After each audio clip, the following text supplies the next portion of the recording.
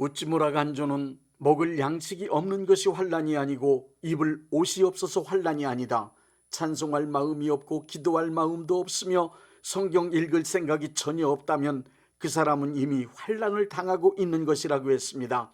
크리스천인데 찬송할 마음이 없고 기도할 마음이 없고 성경 읽고 싶은 마음이 없다면 그것은 은혜스러운 삶과는 전혀 상관없이 살아가고 있다는 증거입니다.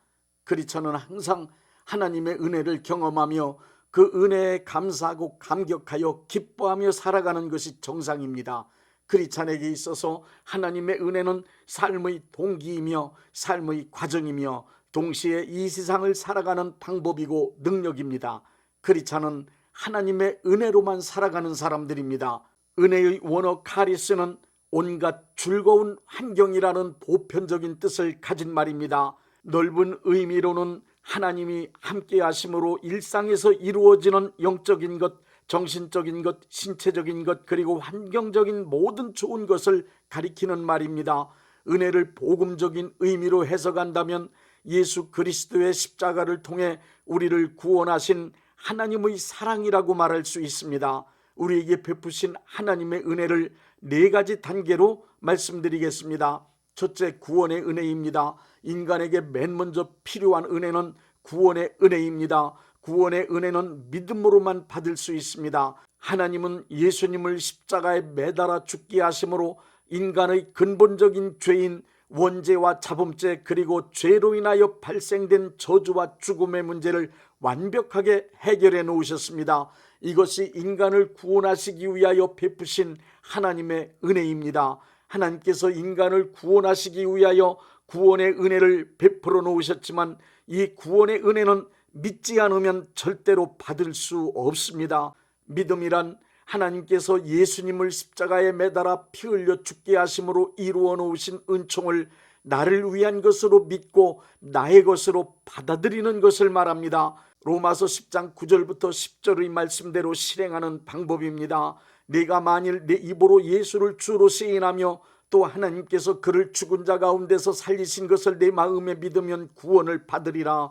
사람이 마음으로 믿어 의에 이르고 입으로 시인하여 구원에 이르느니라. 마음으로 믿고 입으로 시인하면 성령님이 오셔서 내 안에 구원의 은혜를 이루어 주십니다. 구원받지 못하는 것은 하나님의 은혜가 부족해서가 아닙니다. 무당의 머리 위에도 하나님의 구원의 은총이 이미 충분하게 와 있습니다. 살인자의 머리 위에도 하나님의 구원의 은총은 이미 충분하게 다가와 있습니다. 남녀노소 빈부귀천 가리지 않고 만민의 머리 위에는 예수 그리스도를 통하여 이루어 놓으신 구원의 은총이 충분하게 다가와 있습니다. 하나님의 은총은 온 인류에게 충분히 다가와 있습니다. 구원의 은혜는 오직 구원의 은혜를 믿어야 나의 것이 됩니다. 둘째, 양육의 은혜입니다. 거듭난 것은 신앙이 완성된 것이 아닙니다. 거듭난 후 예수님의 장성한 분량에 이르는 하나님의 자녀가 되기까지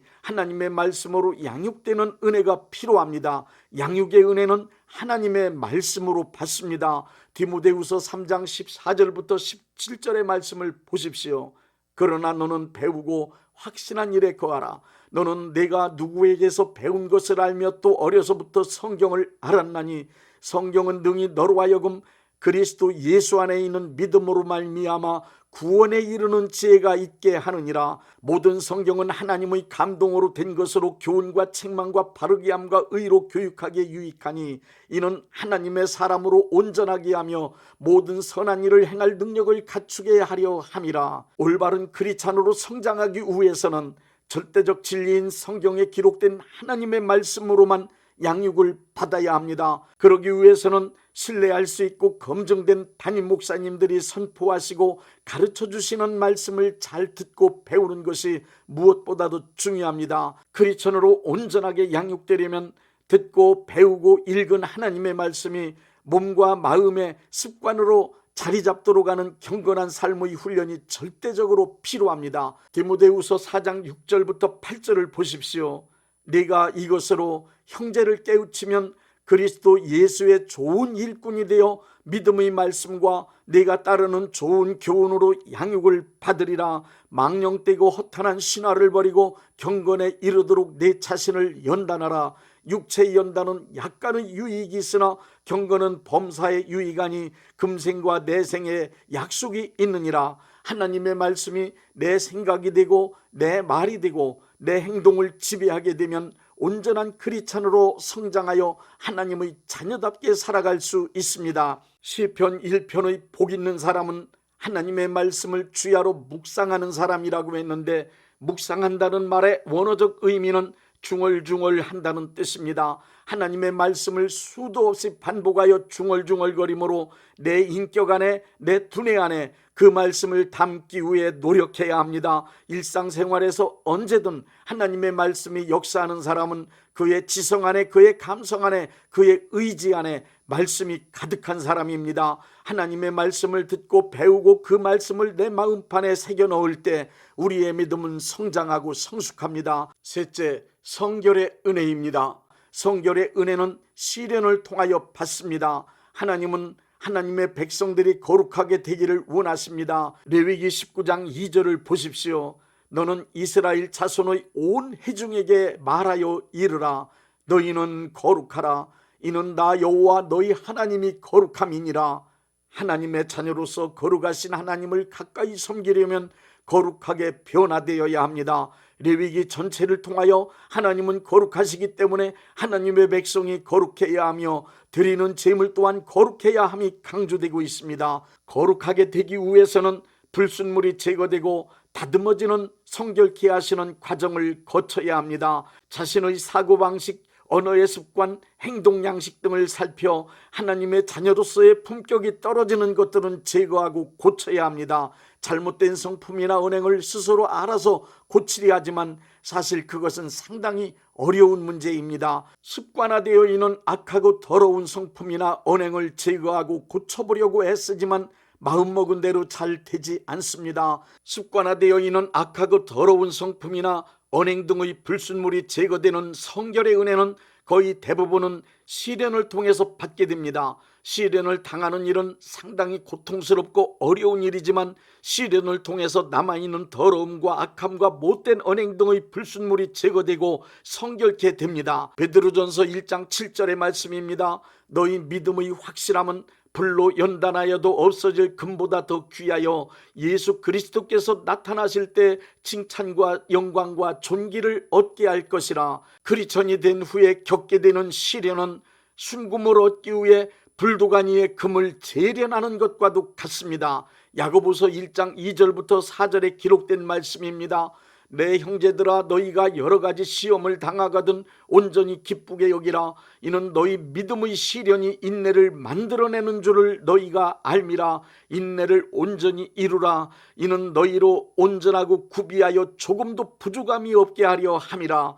그리스도는 시련을 만날 때 자신의 습관으로 남아있는 악하고 더럽고 못된 성품과 언행을 발견하고 회개하게 됩니다. 시련 중에 철저히 회개하면 악하고 더럽고 추하고 못된 성품과 생각, 행동 등이 선하고 의롭고 진실하고 거룩하게 변화됨을 경험할 수 있습니다. 크리스찬이 시련 중에도 견디며 인내를 이룰 수 있는 이유는 시련을 통해 회개하여 하나님의 용서를 받음과 동시에 불순물이 제거되는 성결의 은혜를 입을 수 있다는 것을 알기 때문입니다. 시련을 만나거든 나를 성결케 하시는 하나님의 은혜임을 믿고 감사하십시오. 넷째, 봉사의 은혜입니다. 봉사란 국어사전적 의미는 어떤 것 혹은 무엇을 위하여 자신을 돌보지 아니하고 힘을 바쳐 애쓰는 것입니다. 믿음으로 구원의 은혜를 받아 크리스천이 되고 말씀으로 양육의 은혜를 받아 성장하고 성숙하며 시련을 통하여 성결의 은혜를 받게 되면 하나님은 성결의 은혜를 받은 사람을 반드시 사용하십니다. 성결케 된 사람을 하나님께서 사용하시는 단계를 우리는 봉사의 은혜라고 합니다. 봉사의 은혜는 가장 높은 차원의 은혜 생활입니다. 봉사의 은혜는 받은 바 사명대로, 받은 바 은사대로 타고난 재능에 따라 모든 사람이 각기 다 다르게 받습니다. 봉사하는 것은 천하고 귀한 것이 없습니다. 모두가 다 귀한 것입니다. 어떤 종류의 봉사를 하든 부러워할 필요도 없고 부끄러워할 일도 없습니다. 모든 봉사는 은혜 받은 자로서 열매를 맺으라고 하나님께서 주신 믿음을 실천할 수 있는 기회입니다. 그러므로 크리스천으로서 가장 아름다운 삶, 가장 보람있고 가치 있는 삶은 봉사하는 삶입니다. 거듭난 모든 크리스천들은 하나님의 나라를 이룩하기 위하여 하나님의 백성으로서 봉사하는 삶을 기쁨으로 감당해 나가야 합니다. 그러니 봉사의 은혜 가운데 있는 이들은 열심을 품고 예수님께 충성을 다 바치십시오. 바울은 사명을 알고 그 사명에 헌신하여 하나님의 나라를 이룩하기 위하여 복음을 전하는 열망의 사람이 되었습니다. 바울은 죽는 날까지 복음을 전파하는 봉사자로 쓰임받는 삶을 살았던 것입니다. 빌립보서 1장 20절부터 21절을 보십시오.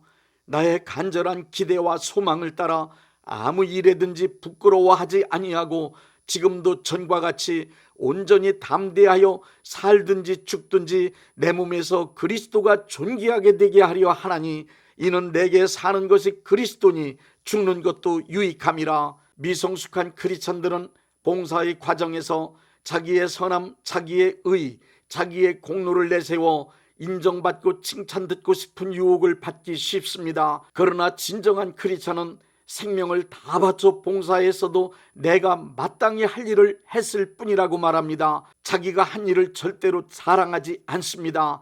자기가 한 모든 일들이 하나님의 은혜로만 가능했음을 알았기 때문입니다. 크리스찬이 받은 모든 은혜의 열매는 봉사로 맺어진다는 사실을 잊지 마십시오. 베드로전서 4장 10절부터 11절의 말씀입니다. 각각 은사를 받은 대로 하나님의 여러 가지 은혜를 맡은 선한 청지기 같이 서로 봉사하라.